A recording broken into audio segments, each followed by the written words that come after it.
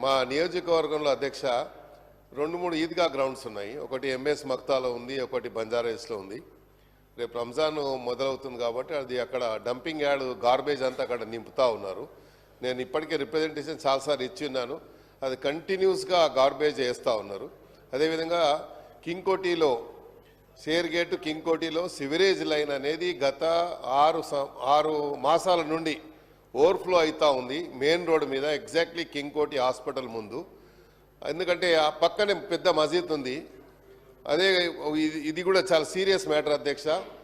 Already sanction అయిందని చెప్పారు department పరంగా, రోడ్ కటింగ్ ఏదో ఉందని ఇష్యూ చేస్తున్నారు. నాకు తెలుసు తుమ్మల గారు లేచి నోట్ చేసుకున్నాం అంటారు.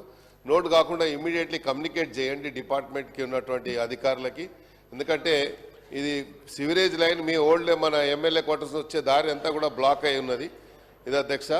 చివరిగా మీతో ఒకటే రిక్వెస్ట్ అధ్యక్ష, కొన్ని multipurpose community halls already sanction అయి ఉన్నాయి. దానికి శంకుస్థాపనకు నోచుకోలేని పరిస్థితిలో ఉన్నది. కేటీఆర్ గారు ఖైరతాబాద్లో ఐమాక్స్ ముందు 16 కోట్లతో ఒక మల్టీపర్పస్ కమ్యూనిటీ హాల్ ఇచ్చారు.